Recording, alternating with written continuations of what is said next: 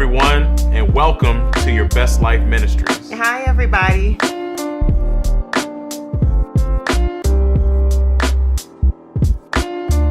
Oftentimes, we get very focused on taking care of other people, whether it be our children, whether it's our husbands, sometimes our parents, doing things for our jobs, and we really don't take that step back to focus on ourselves and, what is it that we really want to do? What is it that makes us happy?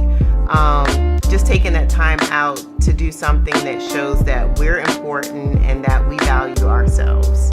Absolutely. And then, along the same lines, for the husbands out there, the fathers, oftentimes, even though we're not dependent upon like the mothers and the wives, at the same token, we're dependent upon from the standpoint of making sure we provide, making sure we protect, making sure everything is in order. And in both cases, if we're not careful, we can get burnt out. And that's the last thing that we want to do. So I think that it's important that we cover this topic because we really need to be intentional on our decisions on doing things that pertain to ourselves to show that, one, that we're valued, and two, really because we deserve it. We deserve to do things to make ourselves feel good because we're so giving of ourselves throughout the day. To where we really need to make an intentional decision on just stepping back and doing something that makes us feel good as well. Right. And that's really what it is. It's taking care of yourself as an individual that is part of the marriage. And so, again, this is all to help make you better and help make your marriage better by taking care of yourself.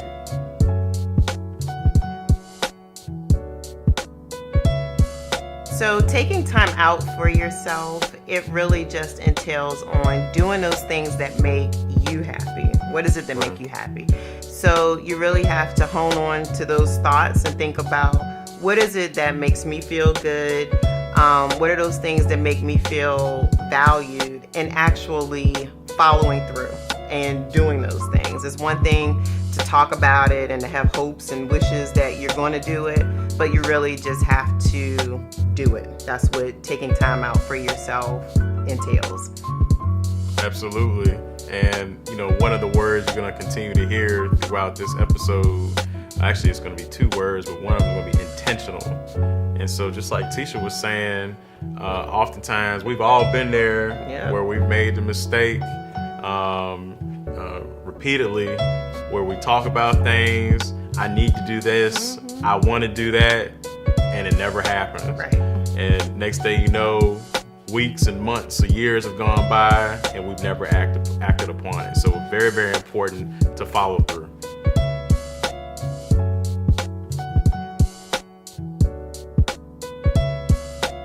So taking this time out for yourself is very important, in my opinion. I just know, just speaking from a woman's perspective, women are pulled in several directions every day. We're looked upon to take care of the children. Many of us have jobs where we work extremely hard. I know just for myself, I'm a teacher, so I'm often bringing things home so my job doesn't just stop when I leave the classroom, right? Some of us are taking care of our parents who are aging. We have just other responsibilities, whether they're responsibilities of the church, if you belong to any social organizations. My point is, we have many responsibilities, and if you don't take time out for yourself, you can experience burnout. It increases your stress, but we have to remember we are valuable because when we take ourselves out of the equation, all the things that I named can often fall apart. Right. So we have to recognize how valuable we are and act upon it. Take time out for yourself to treat yourself because ultimately you deserve it. You're precious. We all are, men and women. Right. We all have something to offer. So you have to make that deliberate effort into taking time out for yourself. Absolutely. And just to piggyback on what Tisha was saying is that, at the end of the day, we give to everyone else, ultimately we want to be sure we're our best, not only for those other people, but for each other. Right. You know, you don't want to pour out for your job and for, you know, whatever else that you pour yourself into, and then you go home and then your spouse gets the scraps. That's exactly what I was just thinking. Yeah, nah, you want to be to where, you know, you still are able to give your best to your spouse. And of course, again, I understand there's times where there are exceptions, you know, just like, you know, with Tisha, you know, she told y'all, you know, she's a teacher, and, you know, report card time, interims or whatever, she might have to grade papers to where, okay, she may not be able to, you know, do like she normally does on a regular weeknight.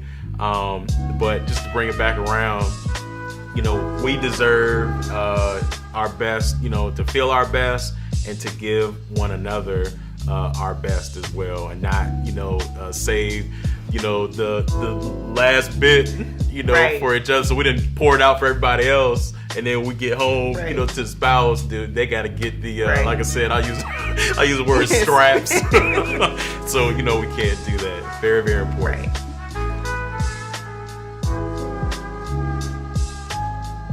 So, ladies, I'm really speaking to us in this regard as far as guilt goes. I'll talk about myself. So oftentimes I could be out with the intent of doing something for myself. It could, I'm going to the store, I'm going to buy myself a new outfit. You know, I just want to do something to make myself feel good. I get to the store and then I'm like, okay, I'm going to buy something for the kids.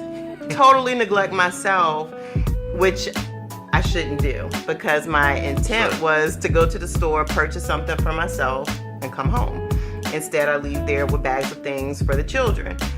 This does not make me a bad person or anything like that, but because I'm constantly thinking about the kids. But what I am saying is we need to do better with that. If you say you're gonna go do something for yourself, go do something for yourself. If you decide you're not gonna buy anything for the kids at that moment, don't buy anything for the kids at that moment. Chances are they probably don't need it anyway. It's something that we saw in the store that we think they need, but they really don't need. So I encourage you, you know, just to take that time for yourself. If you say you're going to do something for yourself in that given moment, that is what you do. That's what you stick to.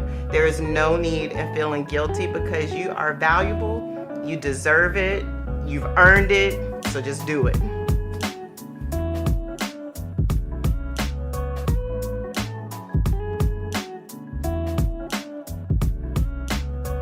So some things that I enjoy doing, and this is just for me, it may not apply to everyone else, but some things that I enjoy doing when I take time out for me is to go get my nails done. I like to go get my hair done. I may treat myself to an occasional massage. These are things that make me feel good, things that take away some of the stress of just day-to-day living. For you, I will offer suggestions such as, if you like to read, you could read a nice book. You can go for a walk alone if you choose. You could enjoy a nice bubble bath. You know, some people enjoy doing that. If you just want some quiet time, getting a scented candle. I'm all about aromatherapy. I am like addicted to candles. She got me on the candle thing too. Now he's starting to pick out candles, which is pretty amazing. But my point is, just find something that you enjoy. If it is going to go get another outfit or a pair of shoes, because I'm going to keep telling you, you are valuable. You deserve it. These are things that you should do. It doesn't require a lot of money. No one should be going broke over taking out some time for yourself. If you're doing that, then maybe your priorities are in the wrong place. Right. But these should be simple things that you can continue to do. But just you have to make the time to do it. And like I said before, it will look different for different people. You know, some people may not care about getting their hair and nails done. For me, I care about that. That's what makes me feel good. But for you, it could be something else. Even exercise. Exercising is a great thing to do to help eliminate some of the stress of just daily living. And it makes you feel good mentally, spiritually, and physically. So you have to find what's right for you. Absolutely. You know, for me, you know, I enjoy, you know, going out on my motorcycle, you know, from time to time, taking a ride because usually it's going to be me by myself. And then, I enjoy, going to get my hair cut. Try to, makes me feel good to That's right. look nice for my baby. I like it looking good. Yeah. And then I'm pretty simple, pretty basic. I think maybe like a lot of men are, watching my favorite comedy or whatever. But I know, a lot of men, some men like to go hiking. Some like to, go play intramural sports with their friends or whatever, like Tisha said, whatever makes you feel good and take that time out for you.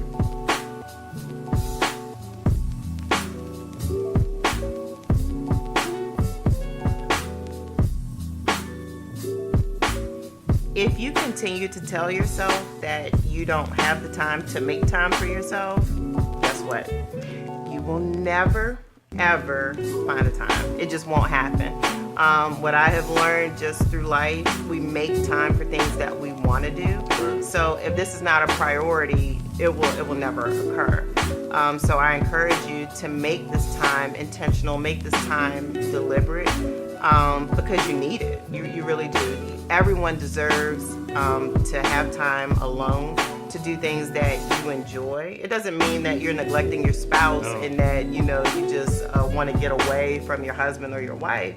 We are all still individual people, right. And we deserve, to do things that make us happy. Me taking my husband to the hair salon with me, he's not getting anything out of that. He has gone with me to the hair salon. He's shown up to the hair salon when I've been there, but that's not doing anything for him as far as him getting any value out of it. He might get some value. I was about to say, he might, looking good. Yeah, he might like to talk to me while I'm getting my hair done. He's good company, but I feel like he needs his own time to do things that he likes to do as well. So you really have to make the time, because if you don't make the time, it won't happen. It won't occur. And so just to go back to what I was saying, I said there was 2 words. Earlier, the first word was intentional. The second word, deliberate. And so, like Tisha said, and you'll see this throughout in our different episodes, you'll hear those 2 words. We make time if something goes wrong in our lives. Like I said, if somebody were to pass away, or somebody was to get sick, or we get into a car accident, or whatever other plethora of examples there are in regards to unexpected changes, we immediately rearrange our schedules and make time to do those things. So again, be intentional, be deliberate, and make sure you make time for you.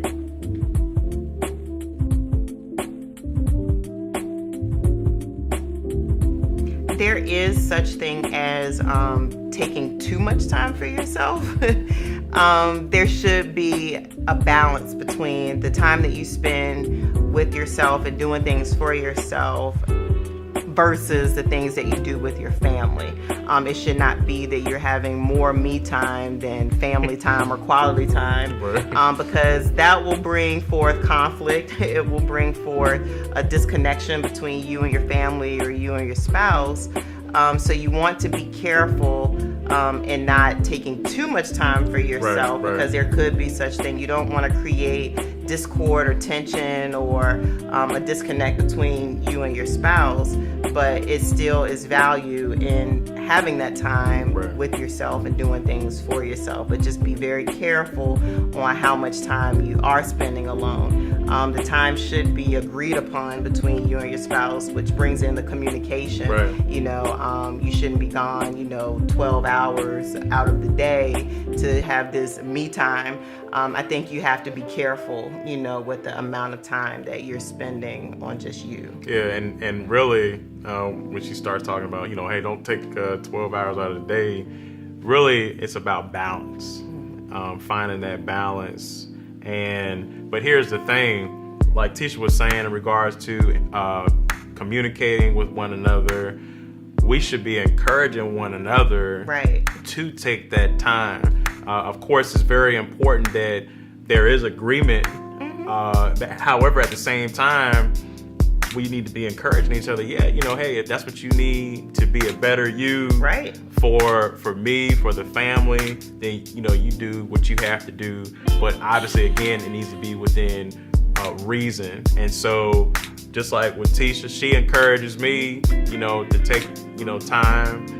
And at the same time, Jamin encourages me to do the same as well, and I appreciate that. I don't take it for granted.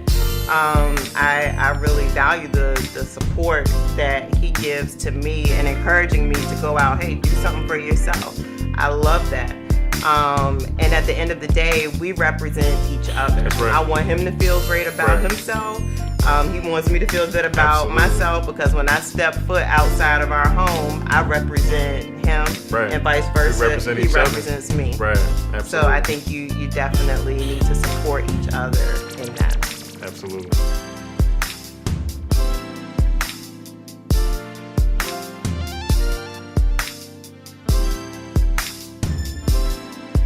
All right, one thing I want to do is just read a quick text here. It's in the book of Ephesians, chapter 5. We're going to start at verse 22. And for those of you who may be following along, if this is the ESV version, verse 22 says, "Wives, submit to your own husbands as to the Lord. For the husband is the head of the wife, even as Christ is the head of the church, his body, and is himself its Savior. Now, as the church submits to Christ, so also wives should submit in everything to their husbands." And oftentimes, that's what men, they just like to focus on submit. You need to submit to me, but wait a minute, let's keep reading. Verse 25 says, "Husbands, love your wives as Christ loved the church and gave himself up for her, that he might sanctify her, having cleansed her by the washing of water with the word, so that he might represent the church to himself in splendor, without spot or wrinkle or any such thing, that she might be holy and without blemish." Again, here we have verse 28. "In the same way, husbands should love their wives as their own bodies. He who loves his wife loves himself." Verse 29. "For no one ever hated his own flesh, but nourishes and cherishes it, just as Christ does the church." Verse 30, "Because we are members of his body." And then I'm going to go down here to verse 33, is the last verse. "However, let each one of you love his wife as himself, and let the wife see that she respects her husband." So why did I read that text? So if you go back to verse 22, it says, "Wives, submit to your own husbands as to the Lord." So if you submit to your husband as to the Lord, when we submit to the Lord, we are to give our best. We're to give our all. We're to do it in excellence. And then it tells the husbands a couple of times to love your wives as Christ loved the church. So Christ gave us his best. Right. He gave his all. There was nothing that he didn't do. He gave his life for us. So what's that mean? We are giving each other our best. And so we should encourage one another to take care of yourselves, take care of each other, and give the best to each other. So oftentimes you hear more this text, especially the submitting part, you hear it more in the negative context in the middle of a lively discussion. Yes, a very festive discussion.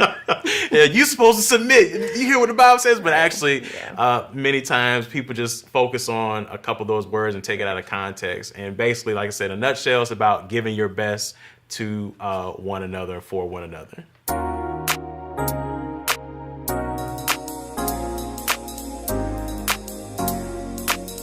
All right, so there you have it. One more time, be intentional, be deliberate, take time out for you. No more excuses. From this day forth, make some moves so that you can be more valuable, be a better you for one another. And so remember, take time out for you, and may God richly bless you as you join us on this journey of living your best life.